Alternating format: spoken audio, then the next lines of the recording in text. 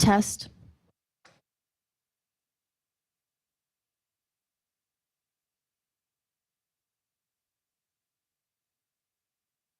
Recording in progress. Okay, we good? All right. Good evening. Call to order the Tuesday, May 16th, 2023 meeting of the City of Franklin Common Council. Madam Clerk, please take the roll. Mayor Nelson. Here. Alderman Holfer. Here. Alderwoman Eichman. Present. Alderman Hassan. Here. Alderwoman Day. Here. Alderman Barber. Here. Alderman Craig. Here. Please rise for the pledge. I pledge allegiance to the flag of the United States of America and to the republic for which it stands, one nation, under God, indivisible, with liberty and justice for all.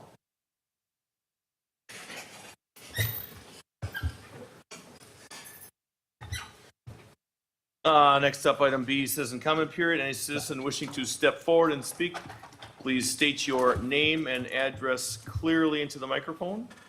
And you've got 3 minutes. George Charneski. I live at 7677 South 68th Street. And I wanted to discuss item number 4 on the agenda tonight. A motion to authorize staff to advise for bids for guardrail replacement on South 68th Street, which happens to be right in front of my house. This is what you're voting on. This is what it looked like 2 years ago, and this is what it looks like today.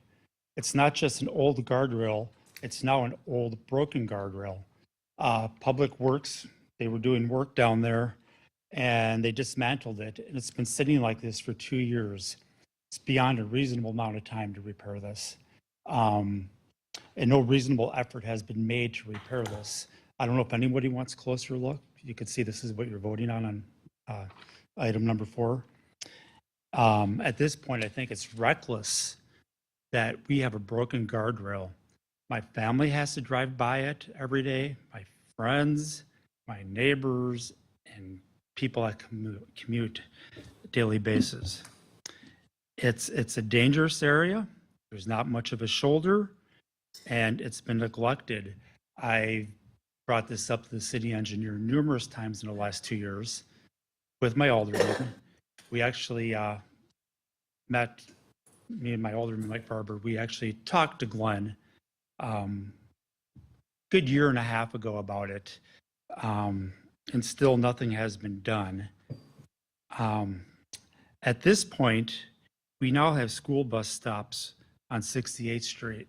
Yep, you guessed it. It's right in front of this broken guardrail, or it's right across the street from the broken guardrail, 4 times a day. And it's not unusual to hear squeaking brakes, honking horns, revved up engines, or people swearing out their windows. Because what they're doing is that if you're familiar with the area, there's a hill that goes south. It's pretty steep. And at the bottom, we have school bus that stops 3 times a day. And in the morning, one on the opposite side, directly in front of this. And I think it's time that you vote to get this thing fixed. I just don't know what else to do about it. About a year and a half ago, me and Alderman Barber, we met with Glenn. I was the first one to come down to the city after you guys authorized this official form for signage. Met with Glenn, met with Mike. We sat down. I filled this out. I left it. I've never heard anything back on it. At the very least, give the kids a little bit of protection. Give the kids a little bit of protection. Something that keeps things. Kind of distracting me at the 3 fingers. 3 minutes. Okay. But So anyway, point. my point is that kids are getting on and off the school bus right at this particular spot. It's a liability probably for this point for the city. If somebody went over that guardrail, I wouldn't be surprised, besides somebody getting hurt, I would have to imagine the city's looking at some sort of lawsuit that could be avoided. Easy at that. So with that, I'll, good evening. Thank you. And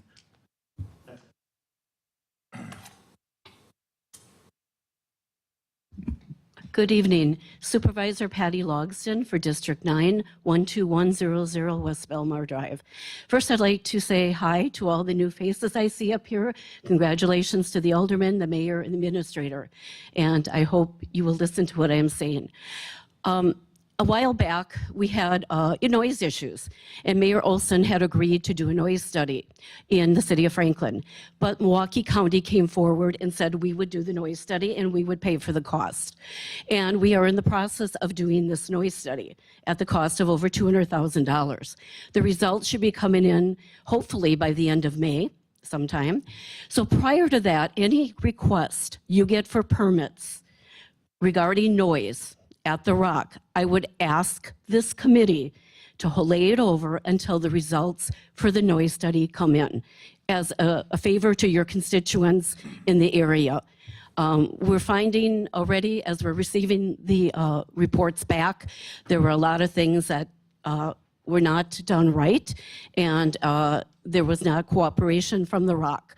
So I just want to stress to you to please wait before you add any extra time to the events or any extra venues, to wait for the noise study to come back. I did redo some research, and I checked with the other ball team out in Oconomowoc and asked how their noise affects their neighbors. And they said their monitors are faced toward the expressway. The neighbors are not affected by this. Now, you will hear from people that there aren't complaints. Well, I got a packet of 300 complaints from the Village of Greendale, from citizens. I'm having trouble getting the packets from Franklin, the actual complaints. I'm told it's only a couple of people. It's not. You can look at my phone, you can look at my emails. There's a lot of complaints. Thank you for listening. Thank you, Supervisor. Anyone else? Wants to come up? I said thank you, Supervisor. Good evening. Kristen Wilhelm, 3851 West College Avenue. Good to see the mayor in his seat this evening. I have a few things, sort of like the first guy, some outstanding council actions. So the first thing I have to address, my favorite topics on the agenda on 9 and 20, the Pleasant View Park issue and the subdivision, which is number 20. So you might remember when I was still here that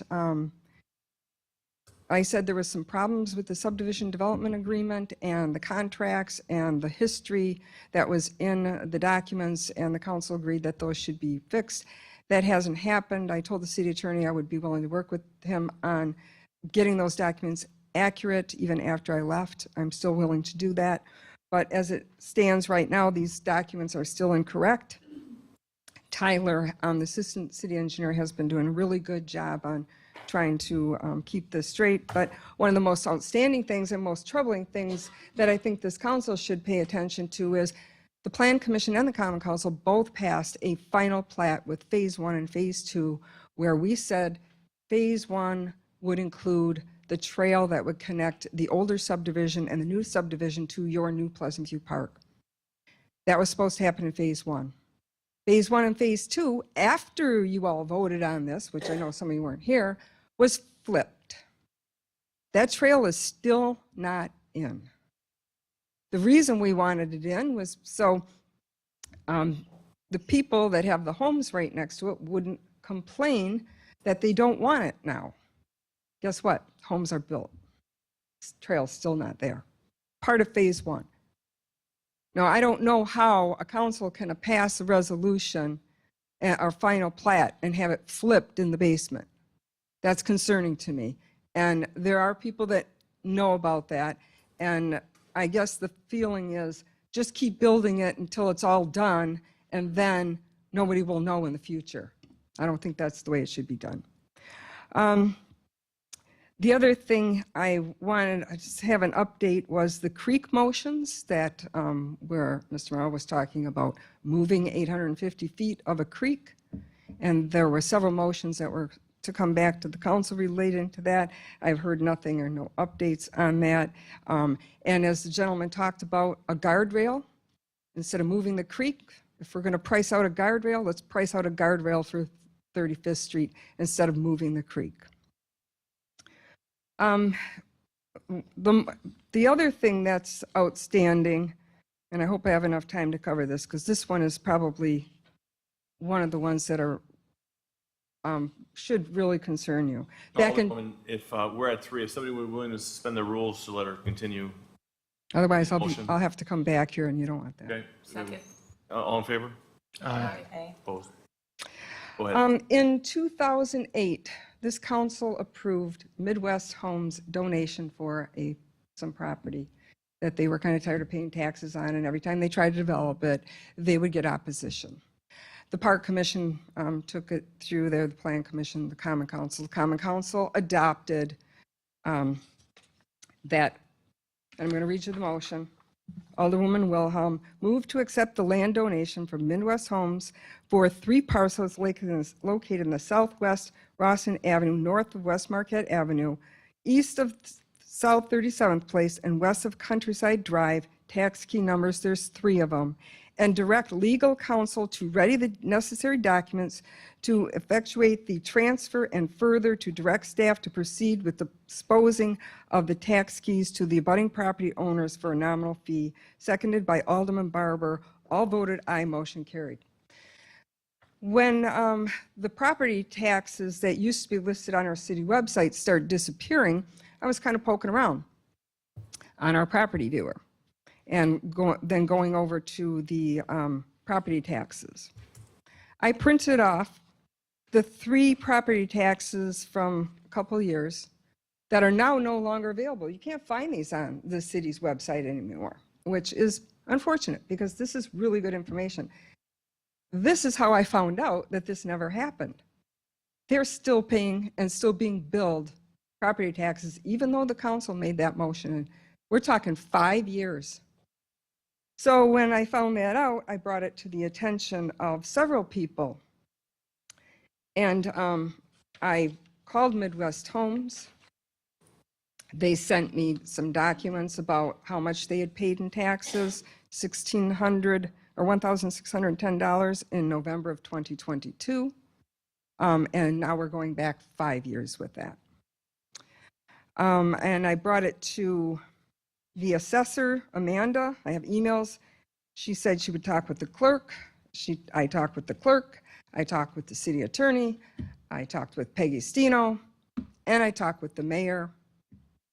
And it's still not accomplished. So I'm hoping that this administration will do better, and I'm sure that you will.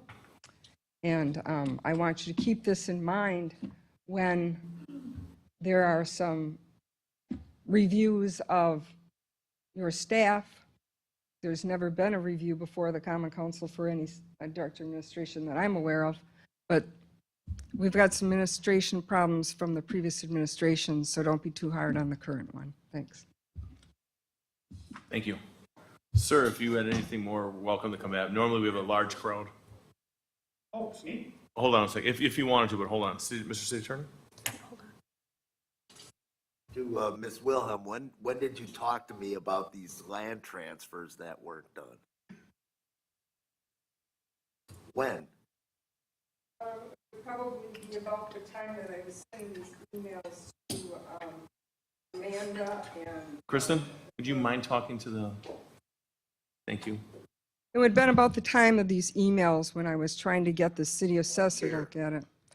2022. Not recalling that. Yeah. And I even sent an email to the mayor about it as well. So, When in 2022? I didn't know I was going to be challenged to come up with those dates, but If this is something you guys want to take care of. Agree. It should be taken care of at a different You can time. give me a call tomorrow. Do you recall what my response was when you brought that up? you said it was probably buried somewhere on your desk, and I said it's been 5 years. I hope it can surface. Point of clarification, I say that we move with Point taken. I don't have that on my to-dos. Okay.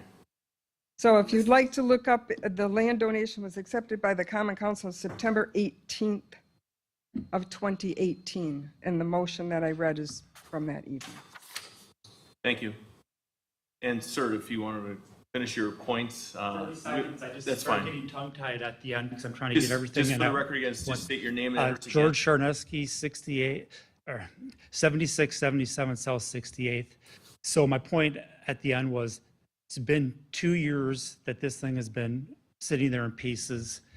It needs to be expedited at this point. And unfortunately, everybody knows that things are expedited, they cost more, which is totally unfortunate.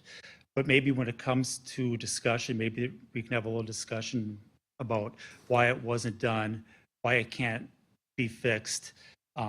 Given many excuses, COVID, insurance, manpower, contracted out, and the contractors backed out.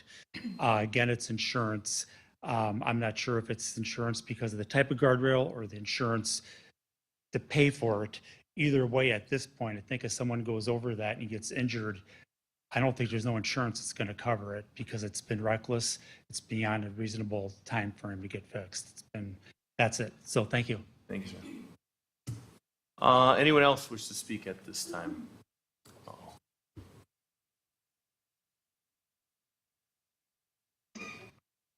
Leroy Lewandowski, 8030 West Winston Way.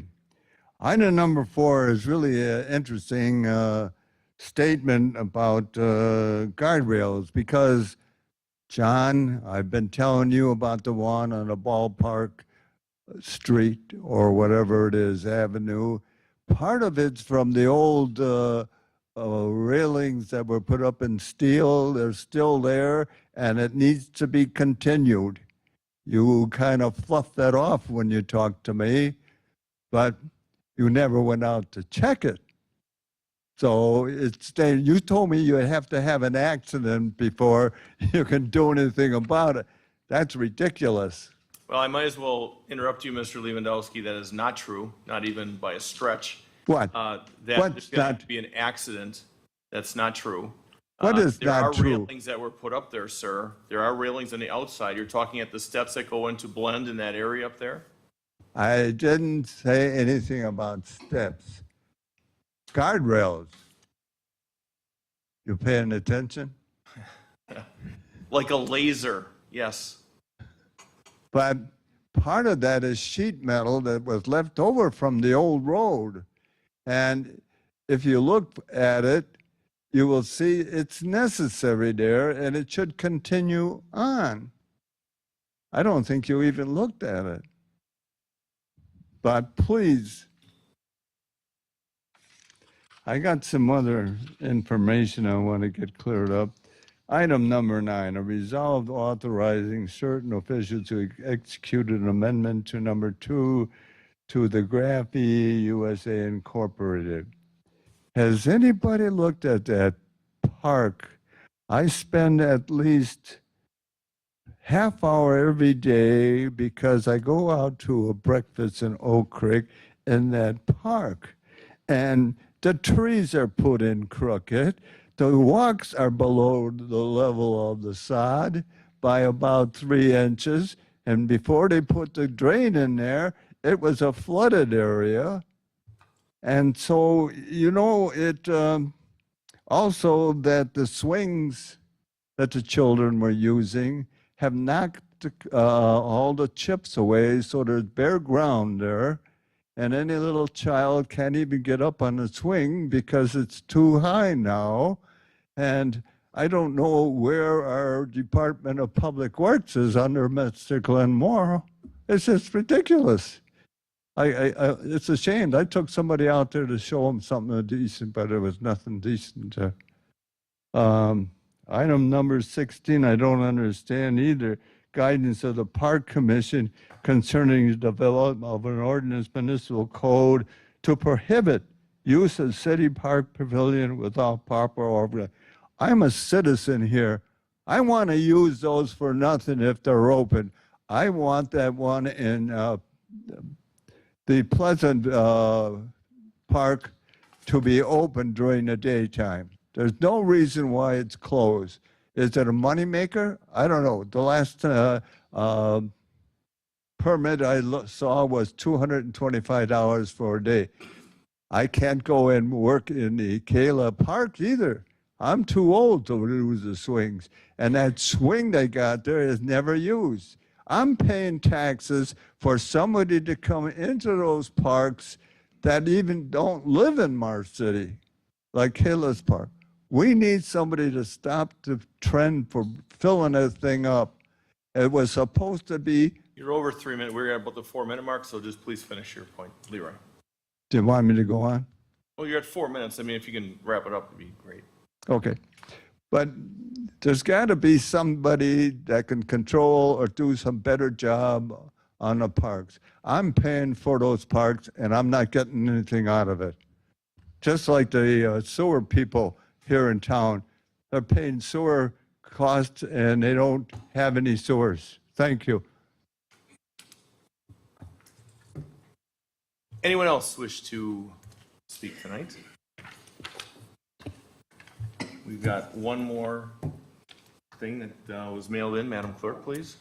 Yes, we received an email on Tuesday, May 9th, and I will read the email. It says, "I'm unable to attend the next Common Council meeting to make a citizen comment. Would you please read this into the record of the next meeting? Today, I had an urgent and important topic to discuss, and a friend referred me to speak with Courtney Day.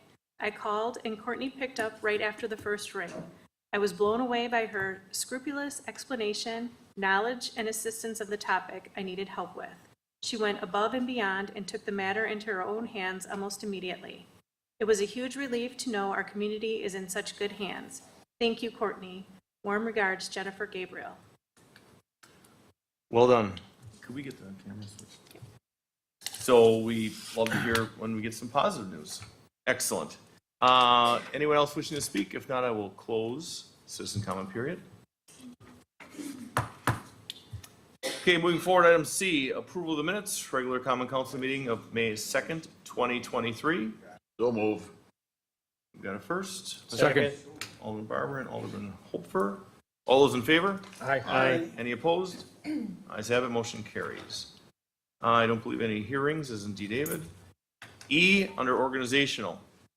I'm going to defer at this point to Mr. City Attorney to explain the substance behind E, as it, I'll read it first, and if you wish to explain it, or do you want to just take both? Good answer. The mayor has made the following appointment. That's me for council confirmation. John R. Nelson, 7787 South North Cape Road, Community Development Authority for a 3-year term expiring April 20th, 2026. There was no question when I saw this and spoke with Mr. City Attorney, I was not looking to get involved in anything more, but he will explain as to why this is on here tonight. Motion to confirm. Well, Mr. City Attorney is going to explain something first, but I appreciate that. With regard to the appointment, Community Development Authority was created by the Common Council by resolution number 92-3830. That was adopted back on July 7, 1992. Part of the resolved in the resolution provides that upon approval of that particular resolution, the clerk shall promptly notify the mayor of the city of the adoption of this resolution by delivering a certified copy thereof to the mayor, and the mayor shall, with the confirmation of this council, appoint 7 qualified resident persons to serve as commissioners of said authority. Whenever the mayor shall serve as a commissioner of said authority, the mayor shall act as its chairperson, etc. And that same year, on October 20, 1992, there was a council resolution adopted confirming appointments to the Community Development Authority. And the appointments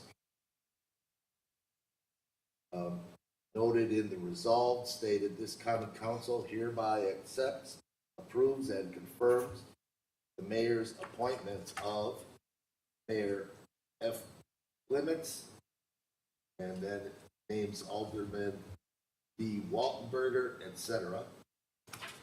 And I believe the mayor presiding at the time, the Community Development Authority has been in existence. Every mayor and succeeding mayor, Mayor Clements, has served on the Community Development Authority as its presiding officer. Second the motion. So we've got a first, Alderman Barber, Alderman Hope for a second. Any further discussion?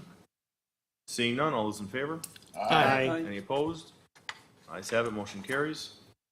Item F, I don't believe we have any letters of petitions. Going now into item G1. Motion to approve. Well, I'm going to request council approval to accept a $5,000 community betterment donation from the Franklin Lions Club Foundation and to spend the funds on specific current department initiatives. We have a motion, Alderwoman. Second. Motion. Second. So we have a motion is Alderwoman Eichman, seconded by Alderman Barber. All those in favor? Aye. Any opposed? Ayes have it, motion carries. G2, an ordinance to amend ordinance 2022-2521, an ordinance adopting the 2023 annual budgets for the general capital outlay, street improvement, and capital improvement to provide carry forward appropriations from 2022 for specifically identified projects in the amount of $1,400,895. This will be a roll call vote. Any discussion? Move to approve. Second. We've got a first by Alderman Hopfer, a second by Alderman Barber. All those in favor? Aye. Roll call vote. Excuse me, roll call. Alderman Holfer. Aye. Alderwoman Eichman. Aye. Alderman Hassan. Aye. Alderwoman Day. Aye. Alderman Barber. Aye. Alderman Craig. Aye. 6 ayes, no noes, on roll call vote. Motion passes. Item G3, a resolution to award the 2023 City of Franklin Fiber Optic Ring Project to Fiber Optic Management LLC, DBA Turnkey Network Solutions, in the amount of $961,819.64. So move. Second. We had a first, who's the first again? Alderman Barber, second by Alderman Hassan. Are we going with option 1? Okay. Yes, okay. All those in favor? Aye. Any opposed? Ayes have it. Motion carries. Item G4, a motion to authorize staff to advertise for bids for guardrail replacements on South 68th Street. Mr. City Engineer. Oh, yeah, just to, Is that on? just to address some of the comments made by the citizens during this comment period. So this guardrail was caused because of I want to say an accident that happened. There was, when we did the road project, we believe that the vibration of the asphalt contractors in doing their work caused things to settle beneath the road, and such that things eventually worked loose eventually over July 4th holiday, so we lost several millions of gallons of water. So when he talks about insurance, it is correct. There was a couple insurance issues. We were tried for an insurance claim. We were denied, so then we decided that we had to do it with our own staff. We could not bid it out last year. We quite honestly just could not find a contractor that was willing to bid on the project. We had some insurance level requirements that was at issue. So I think those insurance issues have been resolved, and we're ready to, we know some contractors that are willing to bid on the project, so we're hoping to get that done this year. And we need your permission first. This will come back to Common Council to award a bid once we do find a contractor, but we're asking your permission to bid the project. I move to authorize. Second. Okay, we've got a first, Alderman Zahn, second, Alderman Barber. Further discussion, Alderwoman Day. Thanks, Glenn. Just for clarification, this section, you note in here that there are different sections of guardrail to be replaced, and the priorities being placed on the two that are on West Wildwood Creek Court. Is that the same area that our citizen was speaking about this evening? I believe so, Wildwood Court, correct? I know, but near Wildwood Court. Wildwood Court would be, 50. Yeah, so it's. Okay. Never said. Okay, so it is that one. And then my next question is, of the ones that we're not prioritizing, how bad are those? Do they look like this one, or are they not in as rough shape? I'm just concerned when we're prioritizing to make sure that we're, not to say we're not going to do this one, but what do the others look like? They're bad, but not as bad. And any thought about when we might be able to? Put it in next year's budget. Okay, thank you. Alderman Barber. Can you give us, a realistic, by the time you let this out, bring it back, when could work start on this? Is there a time frame that could, I'm not locking you in, but I'd like to at least So have it- a realistic kind of. Yeah, we have the specs almost ready to go, so within a month and a half, depending on how it hits your meeting date, we'll have to get that back as soon as possible. So right now it's May, say June, July, probably end of July, early August. Excellent. Any further discussion? Okay, we had a first and a second. All those in favor? Aye. Opposed? Ayes have it. 6 ayes, no noes. Motion carries. G5, direct staff to distribute a request for proposals for a professional services contract to provide marketing materials to the city of Franklin. So move. Second.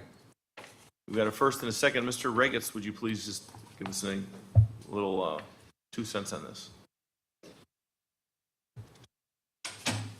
This is from the Economic Development Commission. They requested that we put together a request for proposals to develop marketing materials.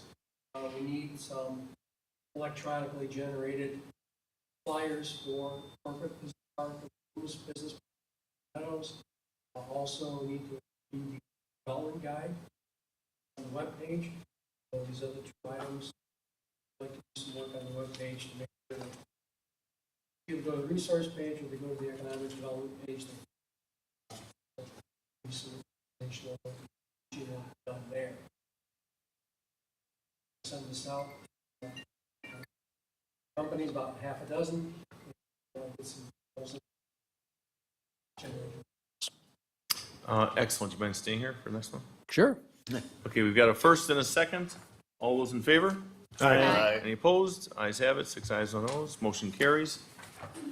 Item G6, direct staff to distribute a request for proposals for a professional services contract to provide strategic planning services to the city of Franklin. Mr. Riggins. So move. Second. Okay, we have a motion from Mr. Barber, second by Alderwoman Day. Mr. Riggins. So again, from the Economic Development Commission, Mr. Barber sits on that commission, and they wanted to do some planning for the commission to give them some direction and goals and objectives, and then have a methodology to measure their efforts. And, if we look at the history, we've got some solid planning programs and projects that have kind of set the course for a lot of the success Franklin has had, and they want to build upon that. And so in order to do that, they wanted to have some strategic planning done, have a facilitated process with a comprehensive plan developed. And so, again, we've selected actually about 9 organizations that can do this kind of work. And while it's not as voluminous as some other communities do that are larger than us, we think we can get the job done for the budget. Question? Alderman Barber. Point of clarity on G6, the council action sheet calls for professional services just like the previous. Marketing materials and strategic planning, I guess, was the differentiation. That's right. For the motion.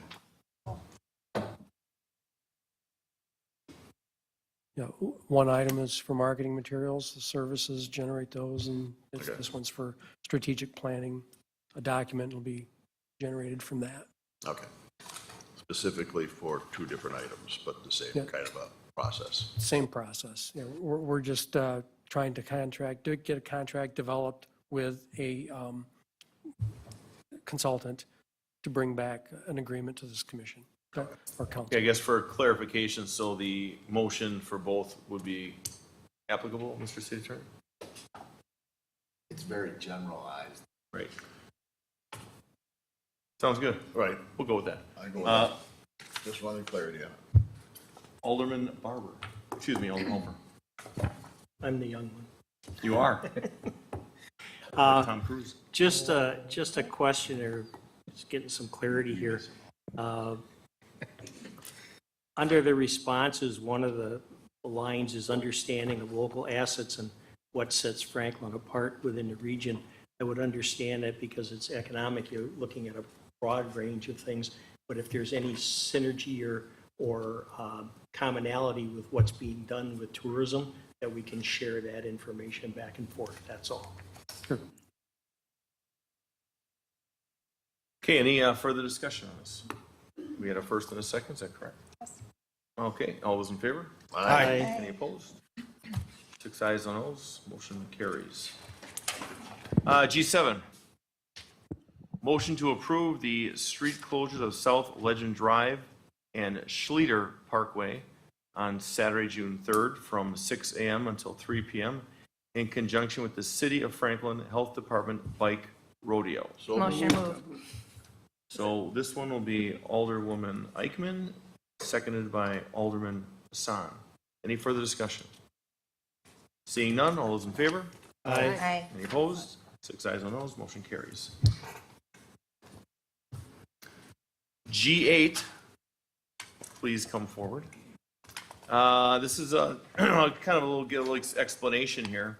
So what we're going to be starting at these council meetings, which I thought was a great thing when it was presented to me, was to bring forth department heads every meeting. And basically, department heads will have 5-10 minutes to kind of talk about what they do, what their department does, kind of clarify some things, a little questions back and forth. And I figured we'd start with health department as I ran into Madam Director first in the hallway when this idea was presented, and I said, hey, what do you think? And so here we are. So, Madam Director, if you want to start off, thank you. Hello, everyone. I've met all of you, so nice to see you guys again. I've talked to most of you in some capacity about our recent events, but I'm excited and proud to be here to talk about the health department tonight. Last time I was in front of you for a formal report was in January for our annual review of how last year went. But I also want to introduce you to our chair of our Board of Health. Dr. Bogalowski is here, and he has many years of service with our board. And then Ellen Henry, a public health specialist within our department, is also here. And she does many of the programs and is involved, like many of our staff, with what you'll see tonight.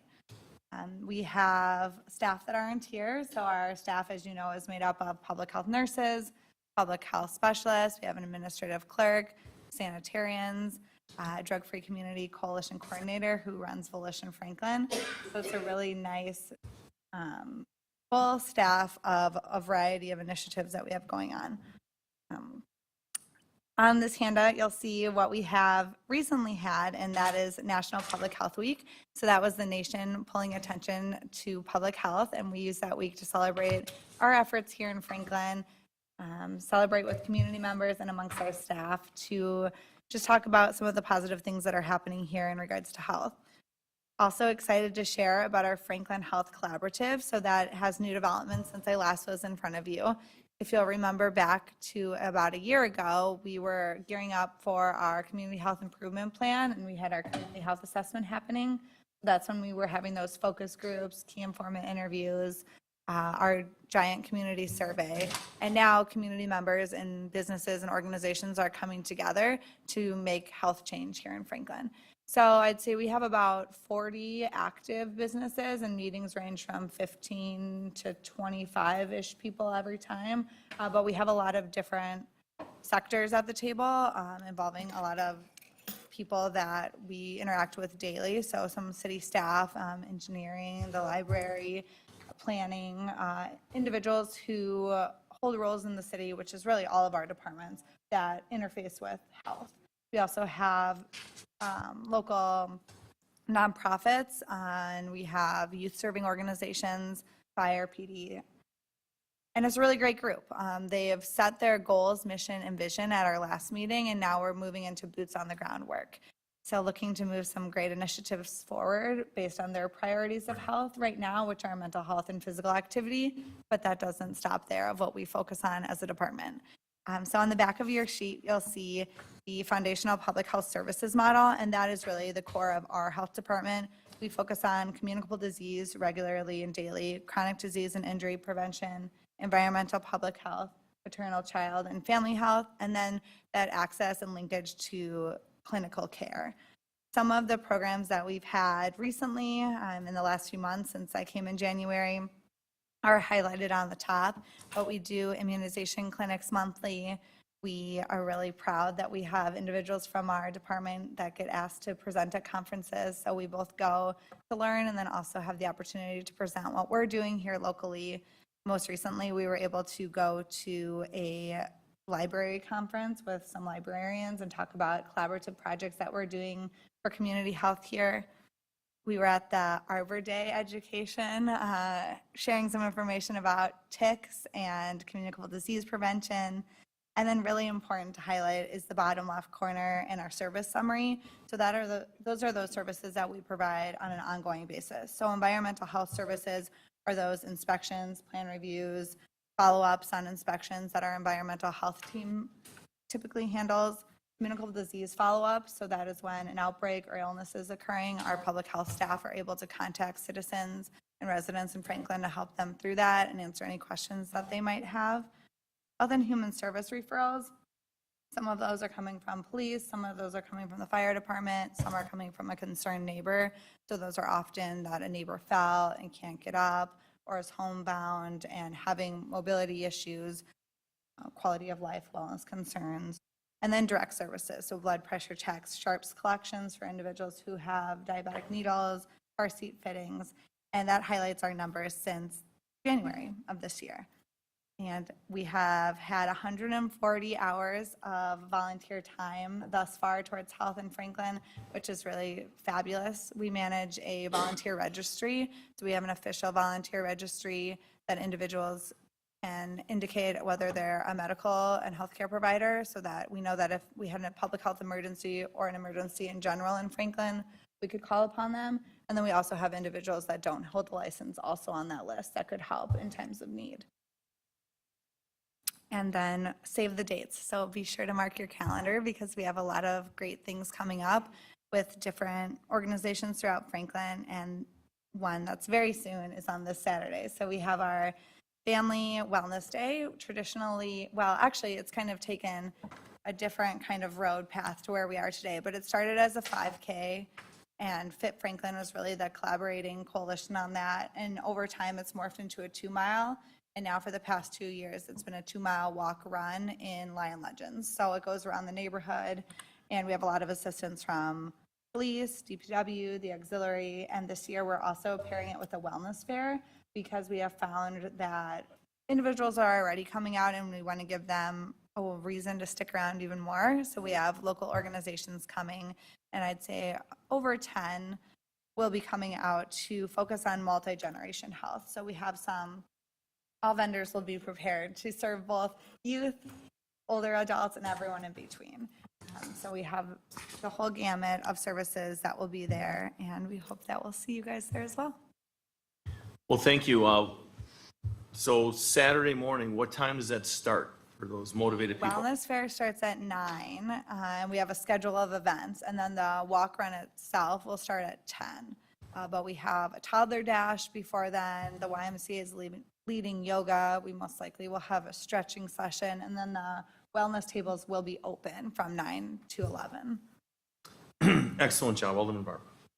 How many staff are in the, I'm Health glad that you Department. asked. So we have 8 people who are not here today, so we have 10 total. 10 And total. we have a little under 8 full, or FTEs dedicated. Our Drug Free Community Coalition Coordinator is fully grant funded, but then everyone else is a fully funded FTE.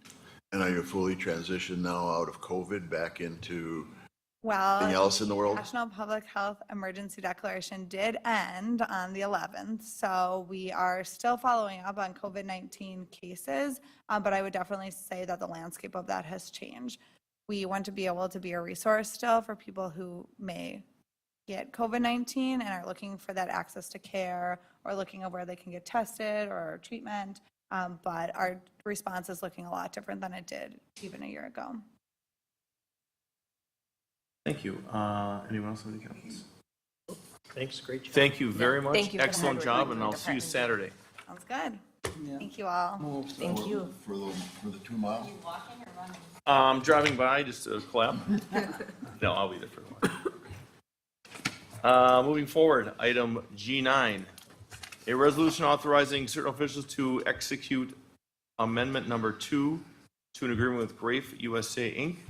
for professional architectural and engineering services for the Pleasant View Park Master Plan update in the amount of $4,000. Mr. City Engineer.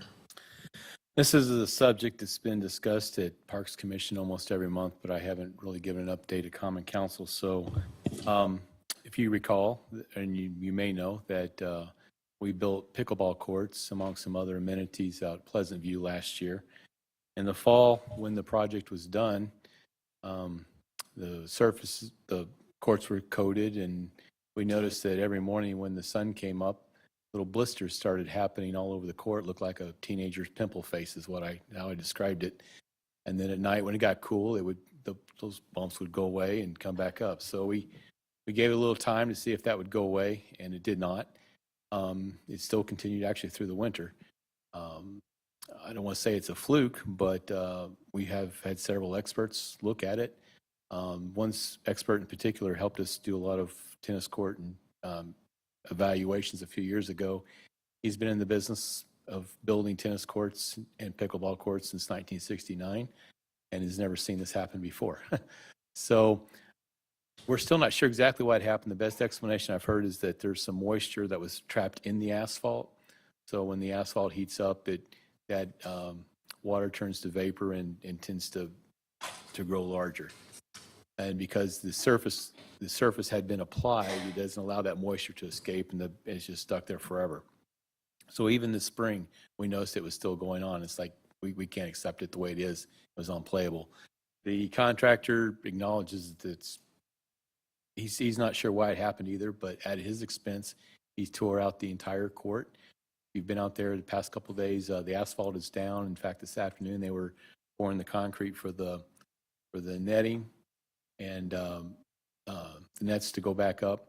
And then we expect it in the next couple of weeks to be functional. We're going to temporary stripe it, make sure it allows plenty of time to dry out, and then we will recoat it later this year.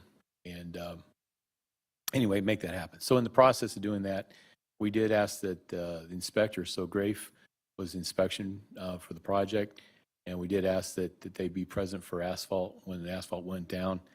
And so we had not to exceed 3,000. It got changed to 4,000, but I don't have an exact number, but I think we're well less than that. But we need to, actually, we already asked Grafe to go out there and inspect it when the asphalt went down. We didn't have time to come to Common Council first. So we'd like to authorize that, and realizing that we're going to get reimbursed, we're going to invoice the contractor for it, and the contractor understands that, and he intends to pay for that. So this is really net zero cost to city, but the process, Grafe has a good contract with us, not the contractor. So that's why we have to cut him the check. So that's what this is for. If you notice through there's a couple 3,000s that should have been changed to 4,000, but it is correct in the resolution, the title, and the recommendation that we're just looking for a not to exceed contract increase for Grafe for 4,000, realizing that it'll get reimbursed. Should you deny it, it'll come out of my budget that I pay for things, miscellaneous things. Just one question. I've heard that before from the gentleman that spoke earlier about the crooked trees there. Is that our responsibility, or is that a contractor that we can follow? Could we just please follow up with? Yeah, so that's been discussed. If it's not a warranty, our arborist said we can straighten them out, so. Thank you. It's only a couple of trees. Okay, any further discussion? Just Alderman a quick question, and the other contractor has agreed to the $4,000 amount? We haven't discussed 4,000. I said, you're going to pay for the inspection, and he nodded his head. He knows that. So, Thank you. but we did try to keep it minimum. I only asked him to go out there while they were paving, and I didn't want to milk it, if you will. So he only needed to be out there for the asphalt portion. And it does look nice. When I was out there was another gentleman that was actually taking nuclear density tests, and it was all 95% compaction. So I think the biggest key is we just need to make sure it dries out. It's a very expensive issue for the contractor, and I think their entire corporate folks were out there the other day watching this asphalt go down, making sure it's going down correctly. Glenn, may I ask, when do you anticipate for the pickleball courts to open? Alderman Eichmann. I think another couple of weeks we can do a temporary striping. So I don't have a definite date yet. Obviously, we want to make sure it depends on rain, because we want to definitely treat it with kid gloves and make sure that we give it every opportunity to not happen what happened last year. Alderman Craig. Do you know if there was any sort of rubberized compound that was added to the asphalt and/or the sealant mix that was applied for these areas? I know Star produces an additive for asphalt and asphalt products, and I don't know if that has anything to do with it, or if that might have been a contributing factor. I would have to check the specs, but I don't believe we used any product like that. In fact, I think we even limited what we call RAP, recycled asphalt. So we tried to make it as virgin of asphalt as we could. Okay.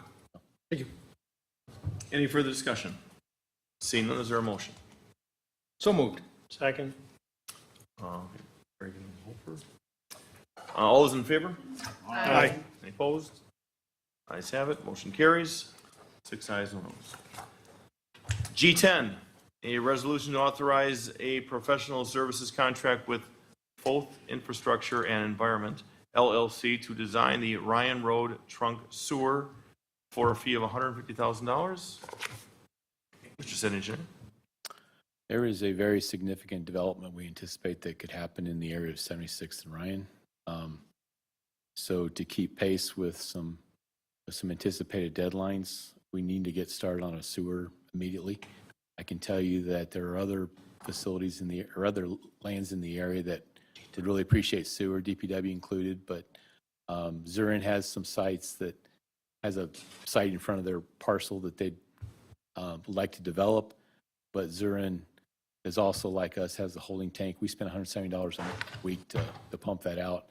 But bottom line is, if we want to keep pace with the development that's anticipated 76th and Ryan, we need to get started right away. So we're recommending that we spend and this is unbudgeted. We had not put this in our budget for this year. $97,000 will get Foth started doing survey and some other work. This will not get us to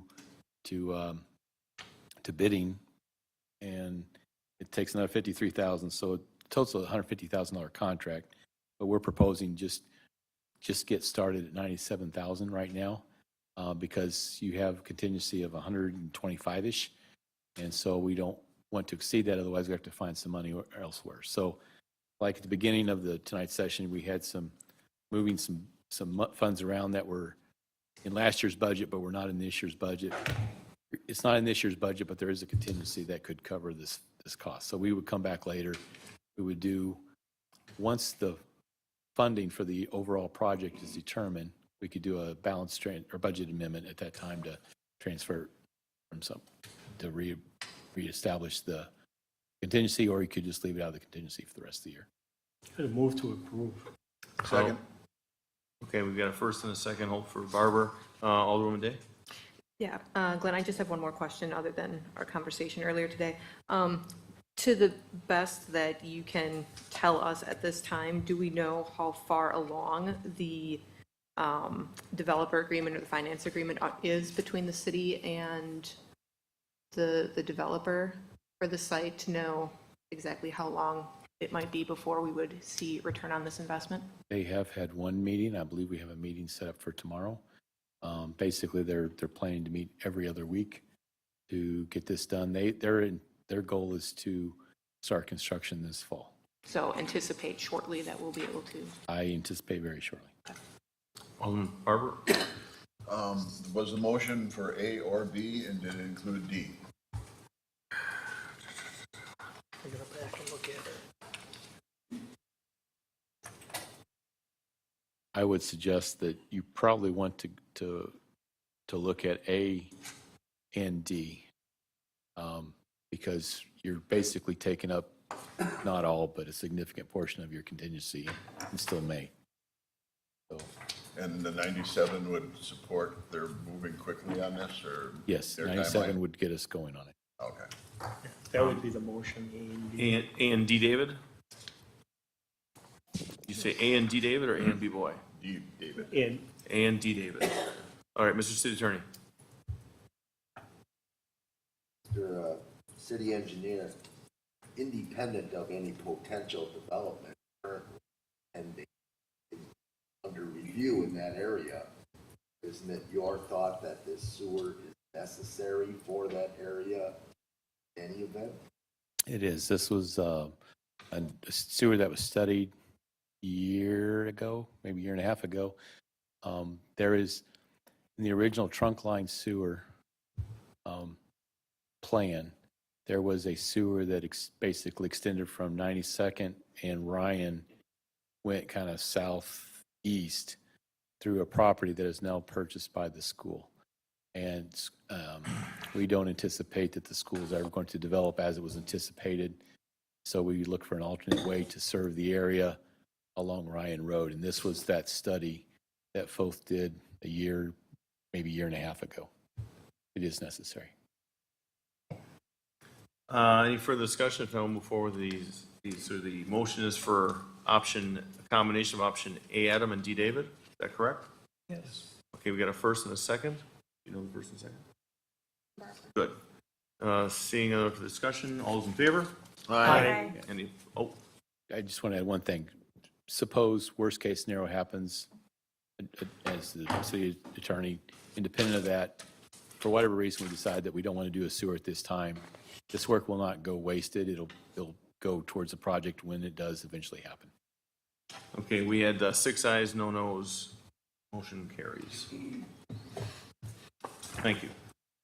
Item G11, modification of insurance with ProShred Security for community document shredding event. So move. Second. We've got Barber and Day. Any discussion? No further discussion. All those in favor? Aye. Opposed? 6 ayes, no nos. Motion carries. Item G12, a resolution approving and authorizing the execution of an agricultural lease agreement for farmland use upon city property bearing tax key numbers 892-9999-002, parent 0 South 112th Street, parent, and 937-9999-004, parent 0 West Oakwood Road, parent in Franklin, Wisconsin, and a landowner's statement in relation thereto. So move. Maybe Mr. City Attorney. I do have, in the draft resolution, the ability for changes by the city attorney, because this has been ongoing for a couple of 3 months, trying to get information from potential lessee, et cetera. But there are a couple of updates here, and one more time, city acquired the entirety of this property last fall. Part of the offer to purchase, as stated in the resolution in action sheet, did mention that there had been this long time ongoing farming lease, and that following city ownership, that would be changed to a written lease from the verbal lease that it always was. And in discussion with the individual, he had paid $75 an acre. He said general costs per acre for farming in Milwaukee County are in the $100 to $115 per acre range. He agreed to $115 per acre. I had asked him to clarify for completion of the exhibit in the agenda packet, clarify on the map the actual areas of the property that he farms and will be farming under the lease if approved. And he did prepare those, deliver them to my office today. They will be included. Also, the, with regard to U.S. Department of Agriculture farm tract information. He provided the map, and he provided the exact number of cropland total, and it's 65.2 acres.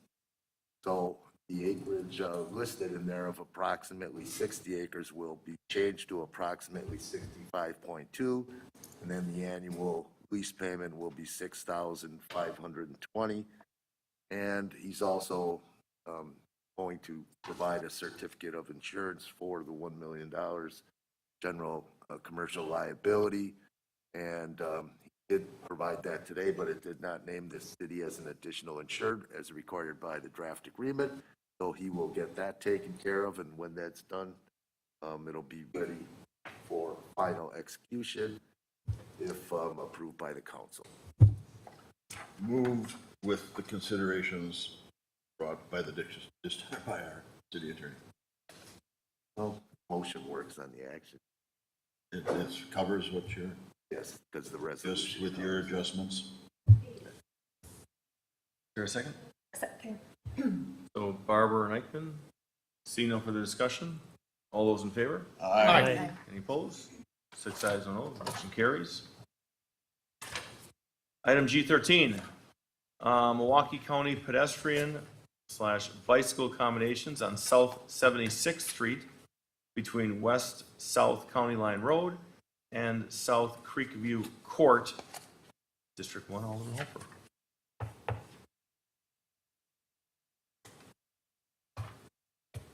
Mr. Engineer? So as the council action states, the county's getting ready to do a project on South 76th Street. And so their question to us is, do we want to pay additional to have sidewalks or along the way as we would normally? We would have to pay for all of that additional work. So I enclosed a couple maps for you. One, the first map on page 76 is what the county provided that shows the project limits. So it starts at the county line road and goes all the way up to the road for the new subdivision at the corner of Oakwood and 76. Page 77, we believe this trail map has its roots back when we had a connectivity committee. And so they proposed that it would be an on-street facility. And then if you, on 78, this is from a study that was accomplished, I believe, 2 years ago, where we don't even make reference to accommodations here. It would be important because there is in the future plans for an east-west Ryan Creek trail that would basically get you from one side of town to the other. We'll connect to the Root River Trail when that's extended. It's not there yet, but after talking with the planning staff, our suggestion is that on-street accommodation would be sufficient for this area. If you would like additional off-street, I'm sure they would be used. We'll probably require that as subdivisions when they do go in, but for what's down there now, I believe that on-street accommodation is probably appropriate. Alderman Hofer. What would be the driver or timeline to run it over to Ryan Road then? I mean, On up to Ryan Road? yeah, because I mean, it's ending at the subdivision. So So the county's not doing a project there currently. I do believe that that's the next phase from there up to where they basically, south of Buttes, I think, is the next phase that they're looking but at. do we have a rough timeline for that? I mean, otherwise, it's not connecting to anything at this particular point. Oh, so the Ryan Road Trail, keep in mind that we're paying the county for that, or the state for that. That'll, I believe in '24 is when that's expected to be constructed. Right, but this ends at the subdivision. It doesn't Right. go all the way to Ryan. Right. So it would be a section then of the gravel, which is really not optimal. I don't have a timeline when they anticipate doing The that. I do county- know that they've been asking for grants on it, and they got denied, otherwise it probably would have already happened. So the county isn't giving you any indication of when they're looking at that. I have not asked for that, no. But that is, a mile and a half more than what it would be otherwise. But that does get you up to the entrance of the subdivision. And if you recall the entrance of the subdivision, there is a pathway that they did as part of the subdivision that gets you basically over to the school property. So it goes around their little detention pond that they have there around the north side of the lots up next to the creek. And it was intended to be part of that trail system. So it does get you up to connect to that trail. And I know I see bicycles on County Line, but there's no trail or anything up there. And then it's kind of a narrow road at 35 miles an hour. So I don't know, I just kind of question it given how vacant the property is, but that's when they're scheduled to do the project. So it's your opinion, we should go ahead and do that? And just have- My opinion is on-street facility, like just widen the shoulders, pave the shoulders. And I would argue with the county, I shouldn't say argue, but I would suggest to them that we shouldn't have to pay for that because that's in essence what they did for Ryan Road, Rawson Avenue. When they did their project, they paved the shoulders so bicycles could accommodate that. And That works very well. We did not have to pay for that. Yeah, But their project on Forest Home that they're doing this year, we asked for a separated trail and we are having to pay for that.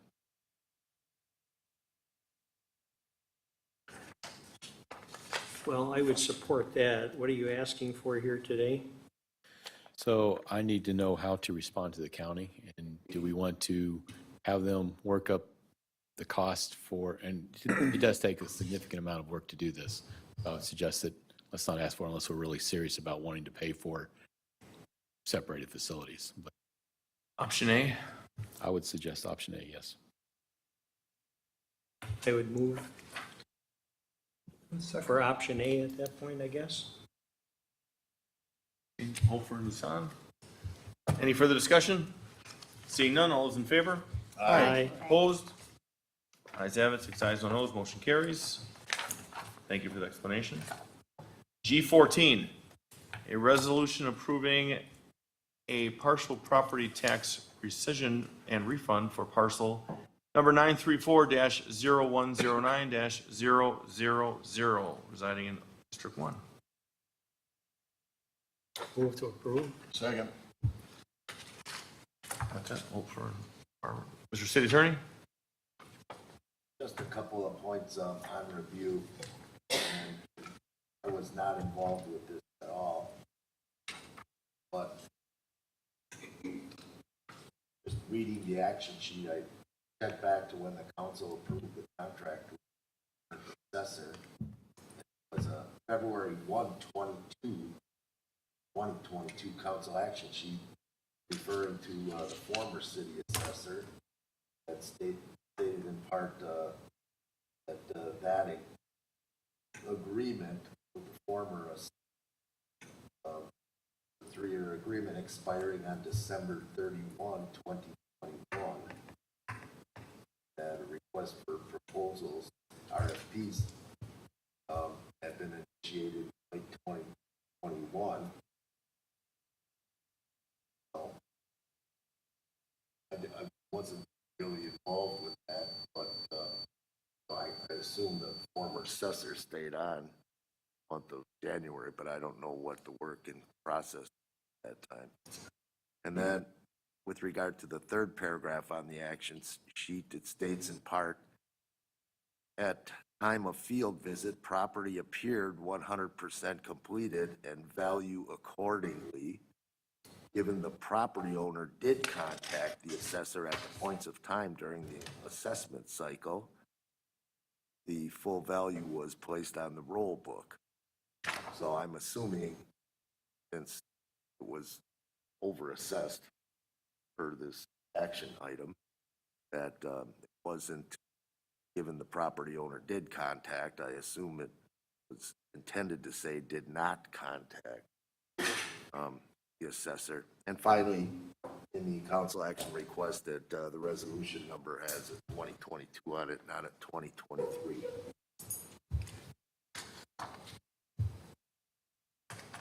Okay, any further discussion? Is there a motion? Yeah, there was a motion. Motion and a second? Second. Okay, all those in favor? Aye. Opposed? 6 ayes, no noes. Motion carries.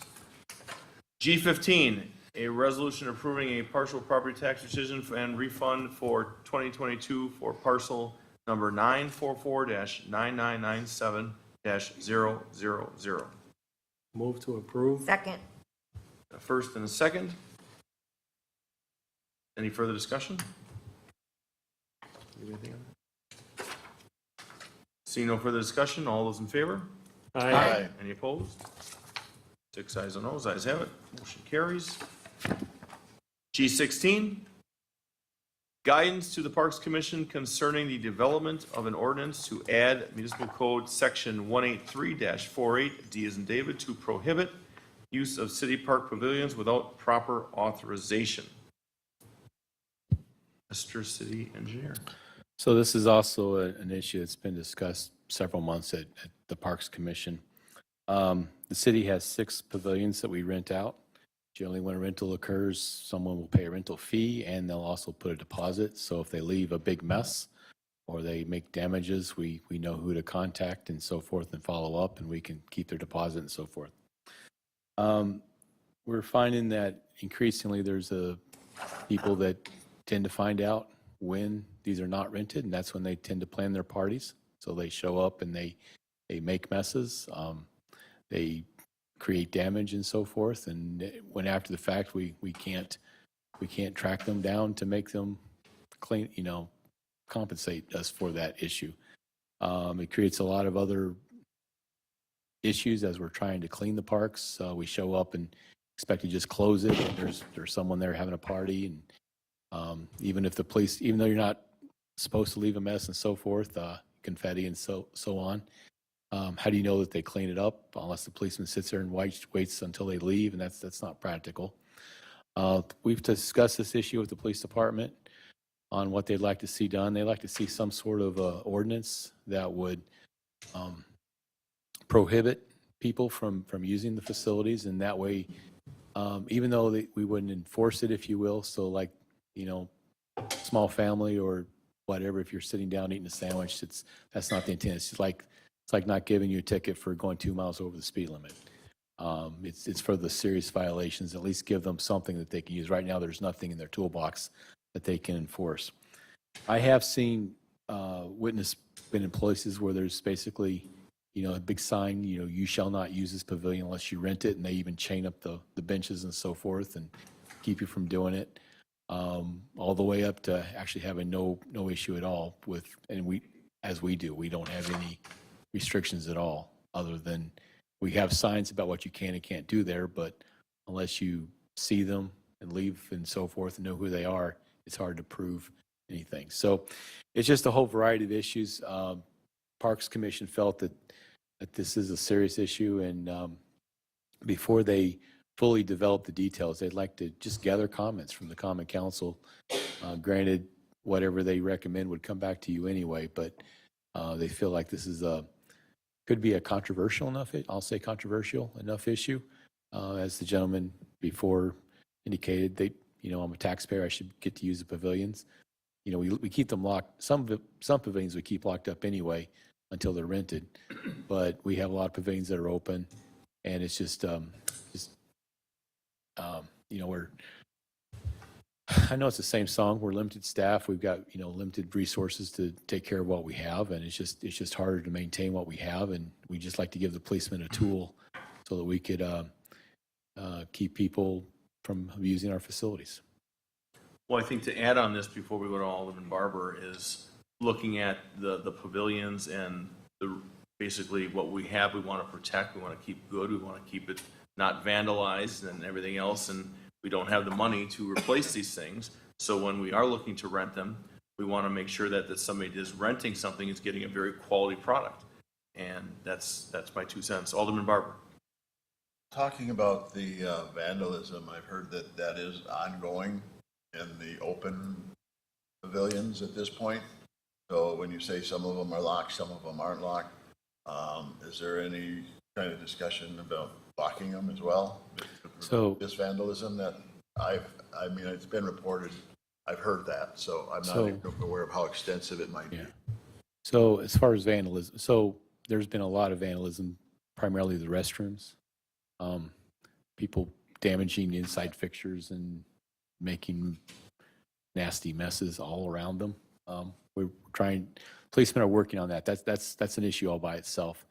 We're talking about the open pavilions, so like Vernon Barg, we were talking Franklin Woods, like Kayla's Playground.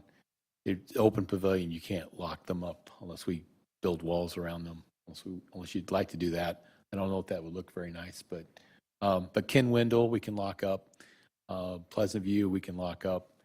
You know, so that we have a mixture of the two. But it's the people that, you know, we show up at night to clean up and just make sure the trash is taken out and so forth, and people are still there, party on, you know, and we didn't know that we weren't expecting them. So then our cleaner lady, she has to leave, go back, and we're spending more money because now we're paying extra hours for her to do it. Plus, she's cleaning up messes that she really wasn't anticipating to clean because we didn't know anybody was using it that night. In the permits for these events, whether it be 4 people or 8 people or 20 people, is there a time limit as to how long you can stay in? So that was also discussed today. We have different timeframes. We probably need to internally change the time on the permits to match the time of the park. We actually, so you can only rent the pavilion to a certain time, but the park is actually open later. So the purpose of doing that is that we allow some time for our lady who's cleaning to get in there and clean it. But if the park's still open, people are in there using it, it's hard to, in reality, what probably needs to happen is we probably need to reduce the hours of the park that's open so we can make those times align. But because what happens is the lady that cleans at night, then she has to go home and sleep and then come back really early the next morning, get it ready for the people that have it rented the next day. So, you know, there's only so many hours in a day and so much staff. I want to add just 2 quick points, and I'm not sure if you know this, and I don't want to put you in the spot either, Madam Clerk, but what is the busiest, I know when I was on Parks Commission, the busiest rented area was Ken Wendell. What do we know exactly?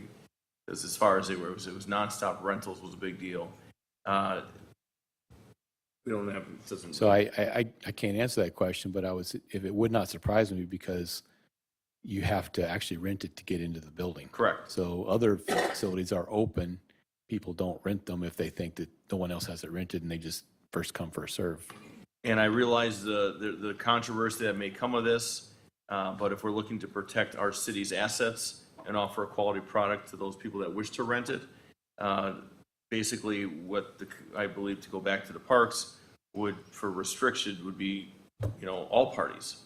Because if you're going to look at trying to enforce this ordinance as an officer, you're going to want to have it as clear and as concise as possible. Mr. City Attorney, anything on that? There is so, and if I could speak for the other side of the Parks Commission, because it is a split decision on what we should do. The concern is that, you know, mom with a couple kids sits down and has a sandwich. She's technically violating the law, and she doesn't want to feel that. And that's not the purpose of the intent, but we're not really sure how to develop something. And I believe it's the simplest form is to say all parties, whether it's, you know, a complaint or not a complaint, you're not going in there looking to kick a few kids out of there. But if you have to at 3 a.m. or 2, what, I mean, you have to have a real clear, concise ordinance. Well, when the park is closed, it's another issue. I mean, they can kick, Correct. yeah, so. The parks, I'm sorry, Mayor, the parks across the city, however, have different times that they closes. Is that correct? There's What's not that? one consistent time that the parks all close. Example. My knowledge, I think they all say dusk. Yeah, they do say dusk. Is there I'm sorry, Mr. Rolfer? Barber? Just as I recall it being dusk, I believe it is dusk. permit would run out. Right. The county is 10 p.m. That was the witching hour for Milwaukee County, so that's how that worked. I believe the permit allows you until 8 o'clock, so when dusk is after 8, then that's an issue.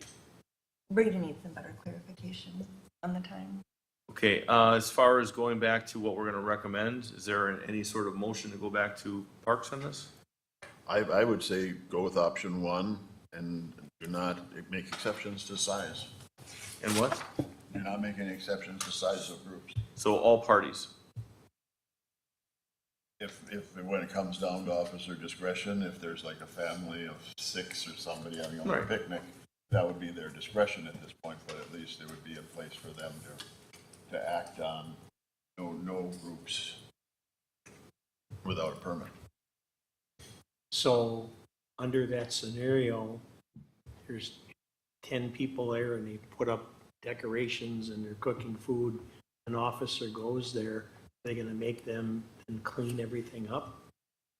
That would be his choice if it's an The- unregistered party. The ordinance, if it's on its face like this, where it says all parties, which I would support, would be, you know, you have that option where all have to leave now.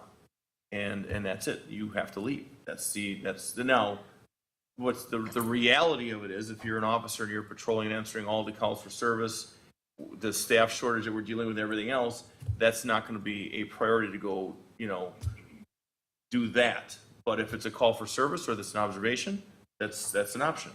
City Attorney. Kind of a clarification, when you say party, we're talking fiesta, happy time, not party of 4, your table is ready, kind of a group of people. Is that correct? Party, we're talking fiesta. An organized event with food and things like that, in my mind, is a party. So I would like to see signage, if you're putting it on, that there has to be a permit, that it also includes no unauthorized decorations or food unless it's part of the permit. So exactly then, Alderman Barber, with that, you're stating that that's including the signage, so you're saying no, like it would exclude, the ordinance would say all parties, and we want additional signage, so it's clear to anybody that does go there that this is the rule, these are the rules, this is the ordinance. Right. And I think that makes sense that an ordinance would be explained there, that there's an ordinance for this. Would that be your motion? Are you clear on that, Madam Clerk? Okay, we've got a first. I'll second that. Alderman Days a second. Any further discussion? Seeing none, all those in favor? Aye. Opposed? 6 ayes, no noes, motion carries. Well done. G17, a resolution approving a partial property tax rescission and refund for 2022 for parcel number 934-0023-000. Move to approve. Second. So we've got Hassan and Barber. Any further discussion? Seeing none, all those in favor? Aye. Any opposed? 6 ayes, no noes, ayes have it. Motion passes. G18, a resolution for acceptance of easements for sanitary sewer and water main at 10020 South 124th Street. Tax key number 939-9995-001. This is in the 6th district. So moved. Second. Craig and Eichmann. Any further discussion? Seeing none, all those in favor? Aye. Any opposed? Ayes have it. Motion carries. Item G19, a resolution to rescind resolution, no, this is going to be a minute here.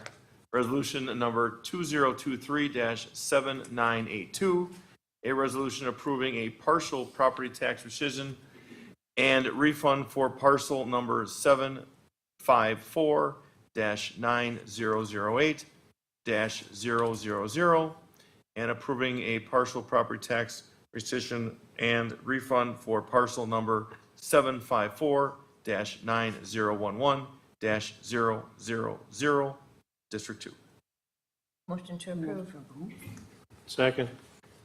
Eichmann and Hassan. Any further discussion? Seeing none, all is in favor? Aye. Anybody opposed? 6 ayes, no noes, motion carries.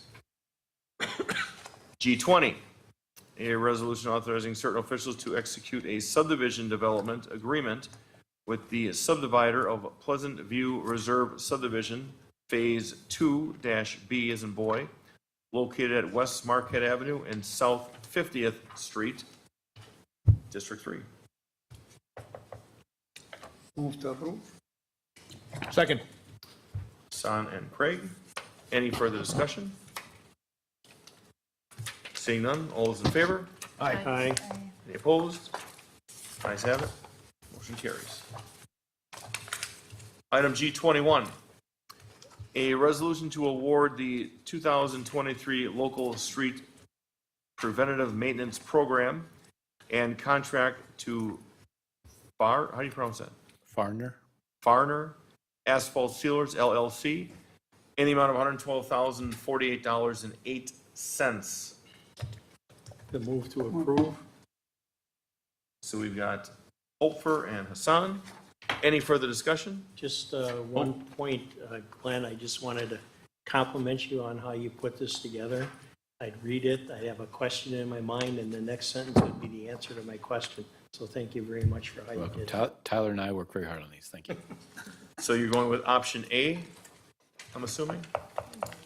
Yes. Three, or you're going, yeah, okay. That leaves out the three option.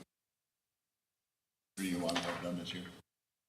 I'm sorry, I can't hear you, Alderman. Alternative bid 1, 3, and 7? Yes. And 1 is in option.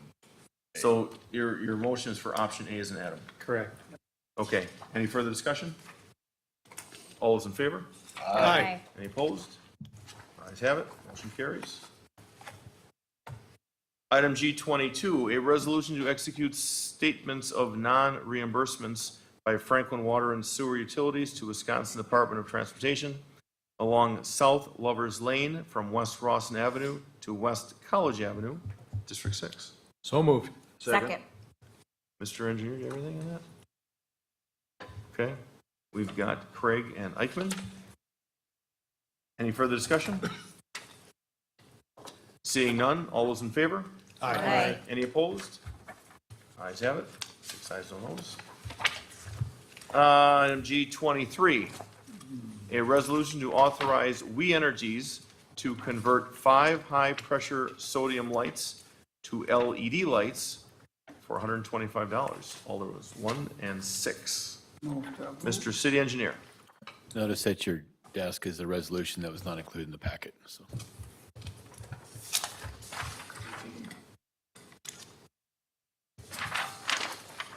Anything further? Okay, was there, Mr. Hofer? He moved, I'll second. Okay, Hassan and Hofer? Quick Any- question for city engineer. So I know that when they convert to LEDs, oftentimes you need to increase the power of the light because it doesn't throw as far. I think you were mentioning that like on Rawson Avenue because of the height. Is that included in here? So our lights that we put up that we actually own, like along Rawson and 27th Street, we have we wish that they were a little brighter. So when we swapped those out, we were upsizing the LEDs, so there's not much of a savings. These are not actually owned by us. They're actually owned by We Energies. We just pay a rental fee, and they produce them, or they replace them with a like-in-kind light when they're done. So they're not increasing the wattage. But for you, it's an acceptable level of light? Yes. Okay, thank you. Okay, we had a first and a second. Any further discussion? Seeing none, all those in favor? Aye. Any opposed? 6 ayes on those, motion carries. The next two are closed, so if we could skip to licensing. Alderman Craig? Licensing committee met today, and we approved the extraordinary events that were on the agenda for the Elf Run Winter Run Series and the Rock Sports Complex Hills Have Eyes. Going down the rest of the list, all were approved save Melissa Soares as a operator. Her application was denied. And we are also holding Ashley Dyer's application because there's an unclear paperwork issue as far as that goes.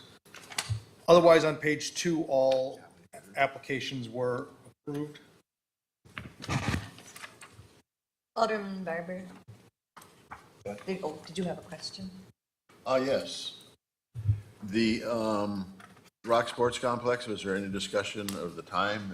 That's what came up at the previous meeting, where time was a limit or a factor in terms of what the hours would be? The chief of police weighed in, and his comments were taken under advisement, and we still approved the application for the event. And what are the current hours then that you approved? The hours are where the ticketing will continue till, I believe it's midnight, and no other entry will be permitted post. And the discussion I recall last time was to view that as far as extending that. Is that a consideration then, or? Nothing was extended. It was the same, it's been, It's it was the extended same. 1 hour. No, it's not. It's the same for the last 3 years. Alderwoman Day. I believe they said that their last timed entry tickets are for 11. Right. But that does take a bit of time past 11 for all of those individuals to make it through for safety concerns. But we did not extend the time outside of what it has been the last several years. So it is no more tickets after 11? Is that what this states now? Is that what you're asking us to vote on? yes. Yes, that's what's in their application. So when the tickets are done, they run through, but they can stay as long as they want? The event has a time release as far as what the event is. So patrons can go through, they don't have like a stopwatch where they have to go through certain aspects of it in 3 minutes and 14 seconds. It is as you go through, and then once all participants have cleared all events, then it's finished then. There are certain aspects of the event that stop at midnight. The DJ and sounds that are not affiliated with the actual attraction. But it's a safety concern to push large groups of people through the trails. So they time the release of the groups going through it for safety considerations. That's why it does take a bit longer for them to get through. Given the proximity of the Hill of the Eyes to the residential areas, I have a concern that if you go last ticket sold, no tickets after 11, the noise can continue on without an end until last person leaves. Per the minutes that we just approved, it said it was going to, we asked for clarification when the last ticket would be sold and when the music and noise would be ending. Do we get a clarification of when the noise would end? That's not defined in what we see here, that's what I meant. Correct. That's what we asked, but that's what we asked for. There isn't a hard cutoff regarding that. There is a hard cutoff as far as last entry, but there isn't because you can't legislate the movement speed of the patrons within. So that's, But we should have, as a community, the ability to have a hard cutoff. I mean, you can't go to a tavern at 5 to 2 and say, give me 20 beers, and I'm going to sit here until I'm done with them. You have a time that you have to be done. And for for the sake of the residents, I'd like to be able to tell the residents when they can expect the noise to stop. I find it's impossible. Alderman Eichman? It's, how can that be predicted, or how do you suggest kindly that the Rock would be able to have control over that? I mean, there's so many, this is one of the largest haunted attractions, not just in Milwaukee County, but in our state.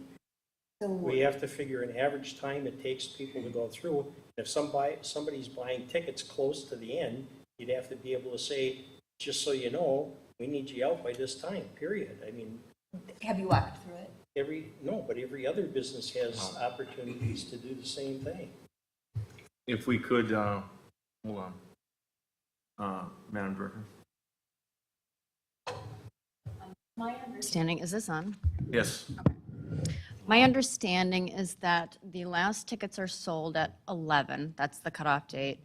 Then the attractions outside of the groups that are going through, everything shuts down and closes at midnight, except for those final attractions and groups that are shuffling through.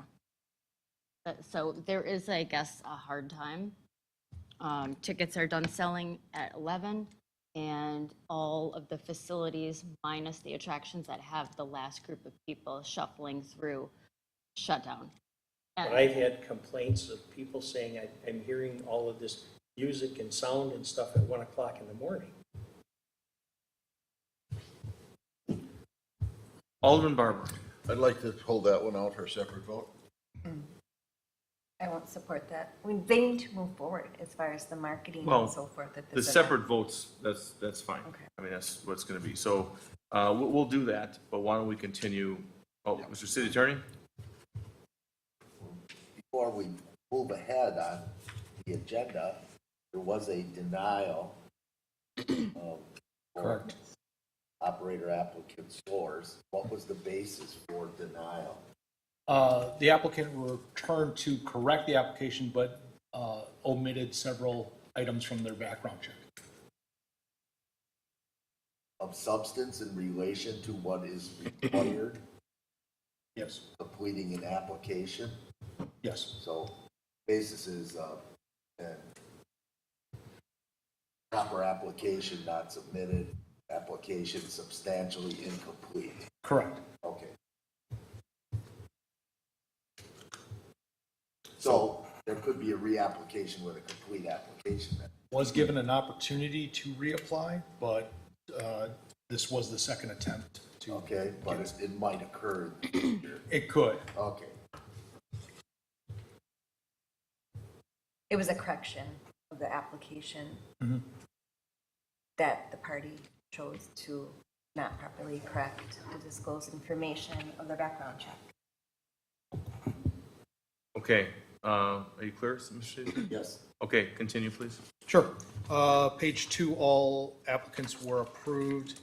Page 3, all applicants are approved, save Amy Adavani needs to correct her application. Page 4, Alexander Sawyer Young needs to correct his application. We are going to hold Nicole Stankowski and refer her application to the city attorney for review. All other applicants on this page were approved. Page 5, all were approved, save Target Store number 2388, pending a correction of their application. And page 6, the first 2 entries of the Walgreens and Walmart were approved, and that was the point that we adjourned the committee. And we will continue the review at a later date. Which is yet to be determined, correct? Correct. Okay. So we will take separate action on the other item, but with those items presented, any further discussion? Is there a second? Second. Eichmann, second. No further discussion. All in favor? Aye. Opposed? 6 ayes, no noes. That carries. Separate action on this would be Rock Sports Complex. The Hill has ayes. Dates of events, Fridays and Saturdays, September 29th through October 28th, 2023. Is there any further discussion? We'll do a roll call vote on this. Alderman Barber? I guess I would feel that if everything shut down at midnight, including people vacating at midnight, I'd feel comfortable with it. If not, I'd have to vote no. Alderwoman Eichman? Can I ask Alderman Barber, once again, how a business can predict how many people are going to be walking through that evening and how that can be done? By the number of sales that they would give out. I mean, if you get 100 people coming in at 5 minutes to 11 and want a party, I don't think that's the spirit of what we want here. I feel that we have no oversight in limitations of how long somebody can take to walk through. Some people like to stop and look at an attraction for a few minutes longer than the other. People buying tickets would know they have an hour. I don't support that. That's incredibly unfair.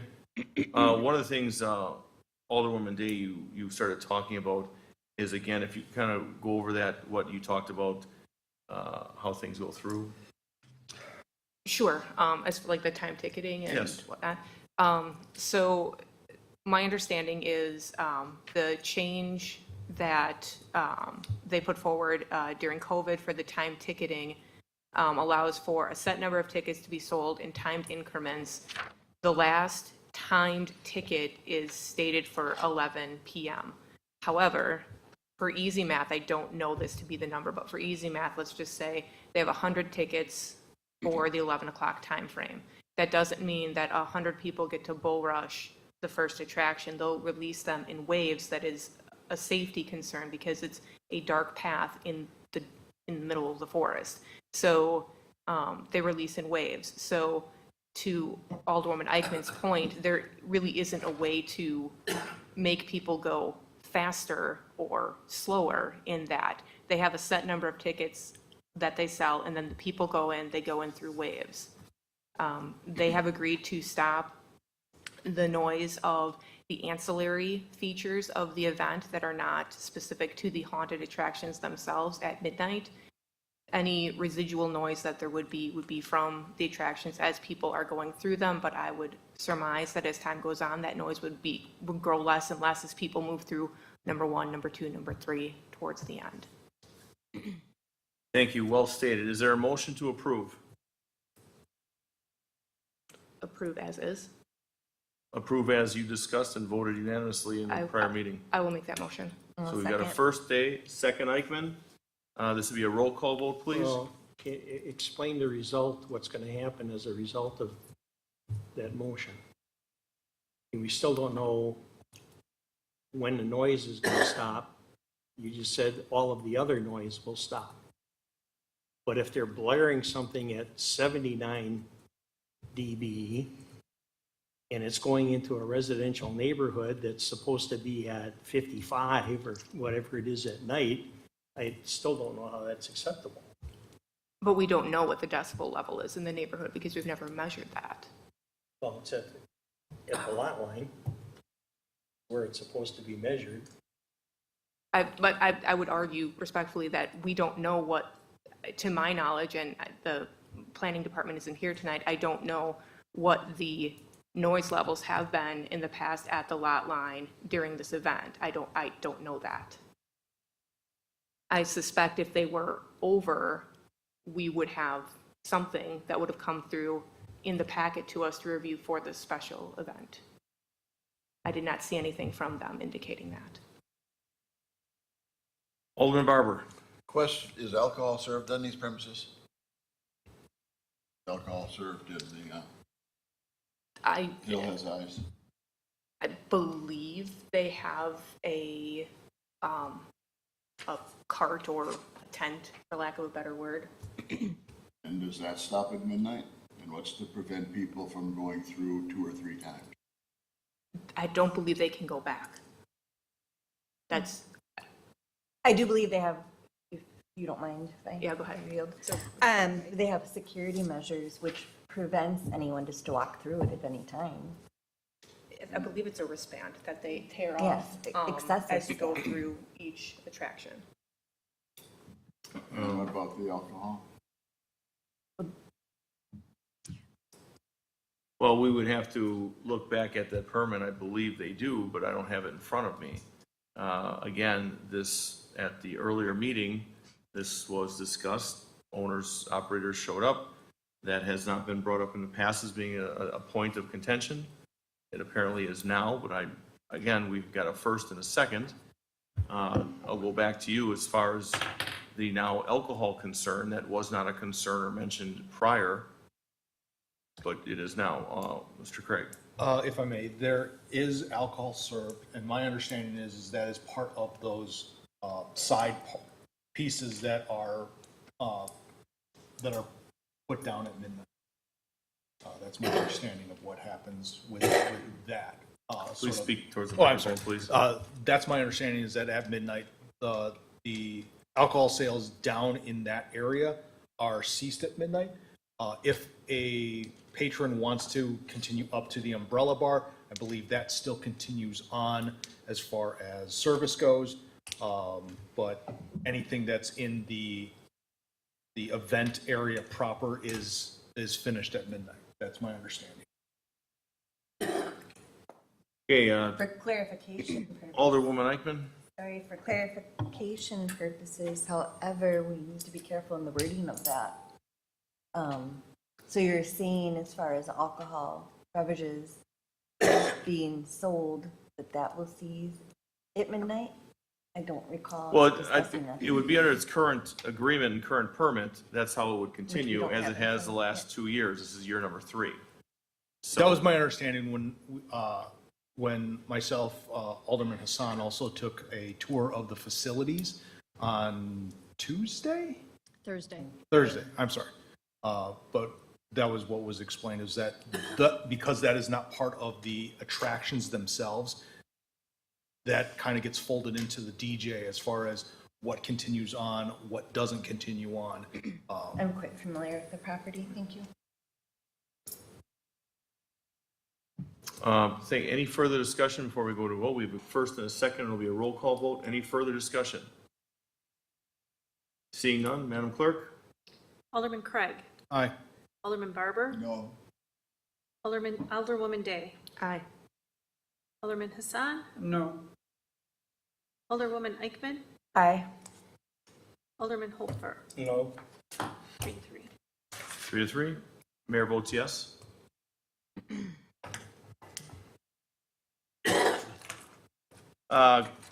Going in. Three ayes. Excuse me? 4 ayes. 4 ayes, 3 noes. I was going to mention the mayor breaks it. 4 ayes, no nos. What's that, Madam Clerk? I said apologize. Oh, no problem. 4 ayes, 3 noes. Motion carries. We'll go on to vouchers and payrolls. Did have that for all the. Yeah, we did that. So I'm looking for, this will be a roll call, I'm looking for a motion to approve the following. City vouchers with an ending date of May 11, 2023, in the amount of $1,686,385.51. And property tax disbursements with an ending date of May 10th, 2023, in the amount of $1,436,042. Oh, excuse me,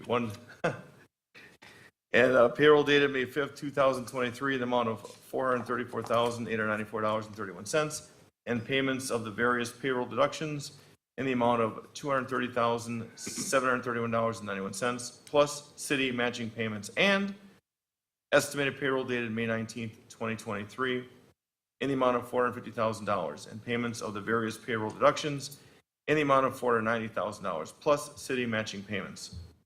Estimated payroll dated June 2nd, 2023, in the amount of $440,000, and payments of the various payroll deductions in the amount of $235,000, plus city matching payments.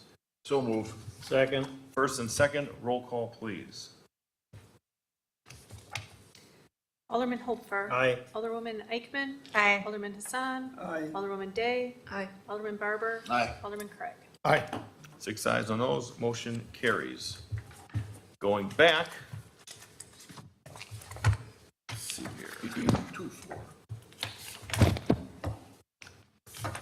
To G24. Franklin Community Advocates et al. Versus City of Franklin and Strauss Brands LLC, Milwaukee County Circuit Court, case number 20-C Charles v. Victor-7031.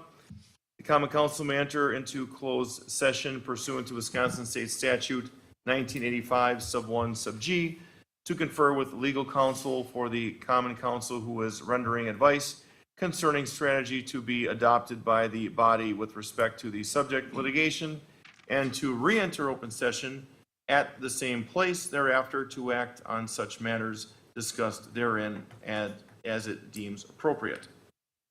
So we're looking for this motion to enter into closed session. So moved. Second. We have a first and a second. This will be a roll call vote. Alderman Craig. Aye. Alderman Barber. Alderwoman Day. Aye. Alderman Hassan. Aye. Alderwoman Eichman. Aye. And Alderman Hopfer. Aye. 6 ayes, no, motion carries. We are now headed into closed session.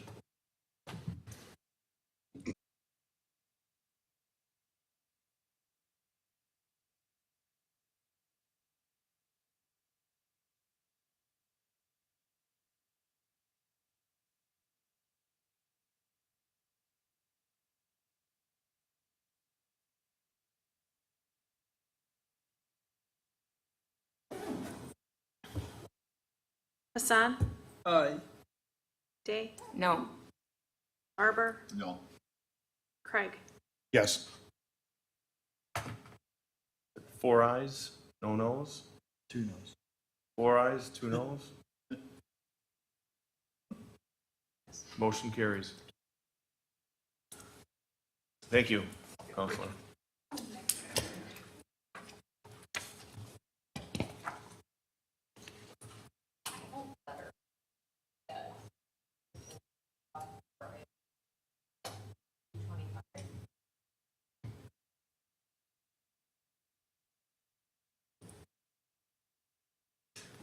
Okay, item G25, tax incremental district number 5, development agreement, shortfall and payment in lieu of taxes and related agreements provisions. The Common Council may enter into closed session pursuant to Wisconsin statutes 1985, sub 1, sub E, to deliberate upon the tax incremental district number 5, development agreement, shortfall and payment in lieu of taxes and related agreements provisions, the negotiation of provisions and terms, and the investing of public funds in relation thereto for competitive and bargaining reasons, and to re-enter open session at the same place thereafter to act on such matters discussed therein as it deems appropriate. So we're looking for a motion to enter closed session pursuant to Wisconsin State Statute 1985, sub 1, sub E, to deliberate upon the tax incremental district number 5 development agreement shortfall and payment in lieu of taxes and related agreements, provisions, negotiations of provisions and terms, and the investing of public funds in relation thereto for competitive and bargaining reasons, and to re-enter open session at the same place thereafter to act on such matters discussed therein as it deems appropriate. Is there a motion? So moved. Second. Got a first Hopfer, Eichman. This will be a roll call vote.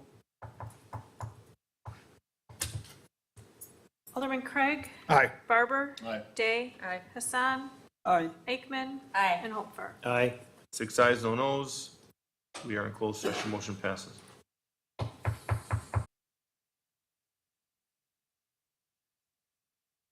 Recording in progress.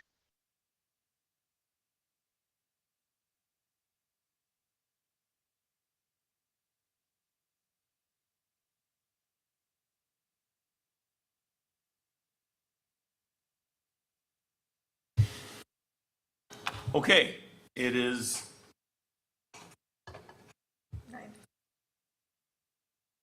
9:55 PM, we are back in open session. Is there a motion? Mr. City Attorney. Motion to direct staff to proceed as discussed in closed session. Is there a motion on that? So move. Second. Barber and Craig?